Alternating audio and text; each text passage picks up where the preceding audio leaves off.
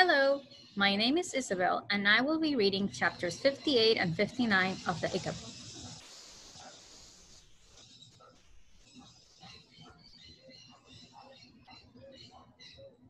Chapter 58, Hetty Hopkins. When Daisy first told the others her plan, Bert refused to be part of it. Protect that monster? I won't, he said fiercely. I took a vow to kill it, Daisy. The Ickabog murdered my father. Bert, it didn't, Daisy said. It's never killed anyone. Please, listen to what it's got to say. So that night, in the cave, Bert, Martha, and Roderick drew close to the Ickabog for the first time, always having been too scared before. And it told the four humans the story of the night years before when it had come face to face with a man in the fog. With yellow facers, said the Ichabod, pointing at its own upper lip. Mustaches, suggested Daisy, and a twinkly sword. Huel, said Daisy. It must have been the king. And who else did you meet? Asked Bert. Nobody, said the Ichabod. I ran away and hid behind a boulder. Men killed all my ancestors. I was afraid. Well then, how did my father die? Demanded Bert. Was your Icar the one who was shot by the big gun? Asked the Ichabod. Shot? Repeated Bert, turning pale. How do you know this if you'd run away? I was looking out from behind the boulder, said the Ichabod. Ichabogs can see well in fog. I was frightened. I wanted to see what the men were doing on the marsh. One man was shot by another man. Flapoon! Burst out Roderick at last.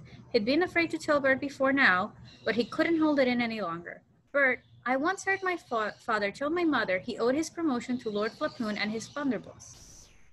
I was really young. I didn't realize what he meant at the time. I'm sorry I never told you. I was afraid of what you'd say. Bert said nothing at all for several minutes. He was remembering that terrible night in the blue parlor when he'd found his father's cold, dead hand and pulled it from beneath the cornucopian flag for his mother to kiss.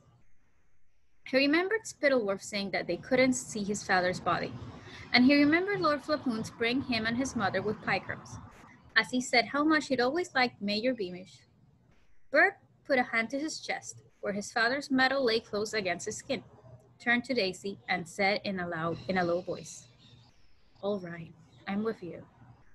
So the four humans and the Ichabod began to put Daisy's plan into operation, acting quickly, because the snow was melting fast and they feared the return of the soldiers to the marshlands. First, they took the enormous empty wooden platters that had borne the cheese, pies, and pastries they'd already eaten, and Daisy carved words into them. Next, the Ichabod helped the two boys pull the wagon out of the mud, while Martha collected as many mushrooms as she could find to keep the Ichabod well fed on the journey south. At dawn on the third day, they set out. They planned things very carefully.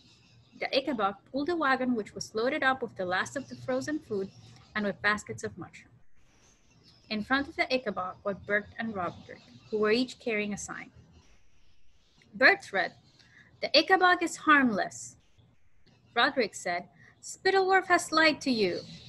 Daisy was riding on the Ichabod's shoulders. Her sign read, The Ickabog eats only mushrooms. Martha rode in the wagon along with the food and a large bunch of snowdrops, which were part of Daisy's plan. Martha's sign read, Up with the Ickabog, down with Lord Spittleworth. For many miles, they met nobody, but as midday approached, they came across two ragged people leading a single very thin sheep. This tired and hungry pair were none other than Hetty Hopkins, the maid who'd have to give her children to Mag Runter and her husband. They'd been walking the country trying to find work, but nobody had any to give them. Finding the starving sheep in the road, they brought it along with them, but its wool was so thin and stringy that it wasn't worth any money. When Mr. Hopkins saw the Ickabog, he fell to his knees in shock, while Hetty simply stood there with her mouth hanging open. When the strange party came close enough and the husband and wife were able to read all the signs, they thought they must have gone mad. Daisy, who'd expected people to react like this, called down to them. You aren't dreaming! This is the Ickabog, and it's kind and peaceful.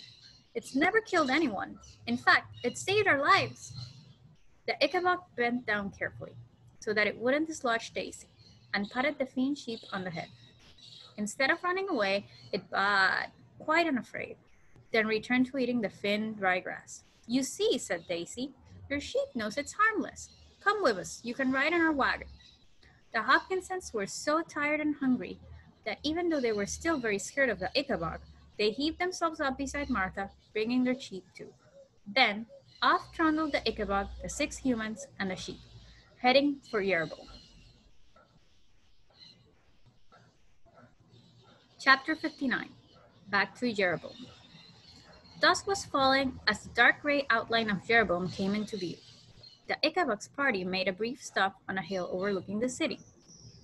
Martha handed the Ichabod the big bunch of snowdrops. Then everyone made sure they were holding their signs the right way up, and the 4 friends shook hands, because they'd sworn to each other and to the Ichabod that they would protect it, and never stand aside, even if people threatened them with guns. So down the hill towards the winemaking city the Ichabod marched, and the guards at the city gates saw it coming. They raised their guns to fire, but Daisy stood up on the Ichabod's shoulder, waving her arms, and Bert and Roderick held their flags aloft.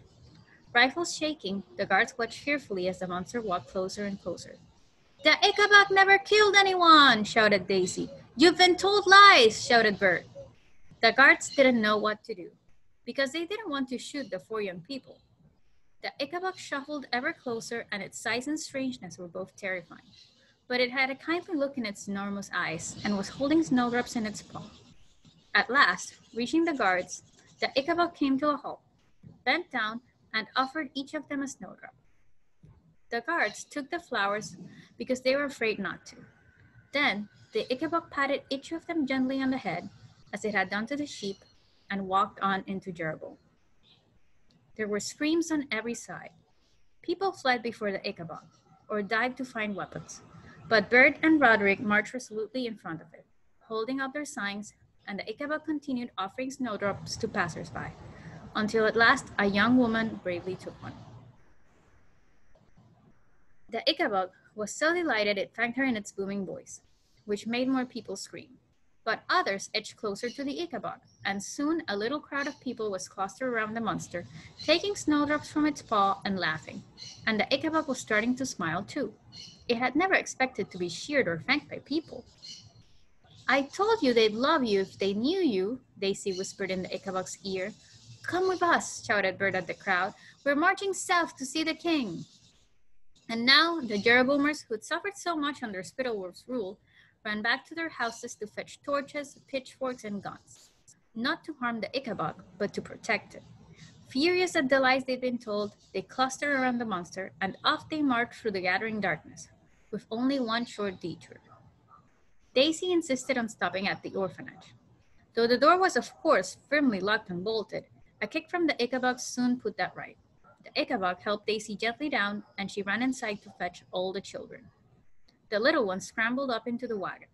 The Hopkins twins fell into the arms of their parents, and the larger children joined the crowd, while Mag Runter screamed and stormed and tried to call them back. Then she saw the Ichabod's huge, hairy face squinting at her through a window, and I'm happy to tell you, she passed out cold on the floor. Then the delighted Ichabod continued down the main street of Jeroboam, collecting more and more people as it went. And nobody noticed Basher John watching from a corner as the crowd passed. Basher John, who'd been drinking in a local tavern, hadn't forgotten the bloody nose he'd received from Roderick Roach on the night the 2 boys stole his keys. He realized at once that if these troublemakers, with their overgrown marsh monster, reached the capital, anybody who'd made pots of gold from the myth of the dangerous Ickabog would be in trouble. So instead of returning to the orphanage, Basher John stole another drinker's horse from outside the tavern. Unlike the Ickabog, which was moving slowly, Basher John was soon galloping south to warn Lord Spittleworth of the danger on Chuvio.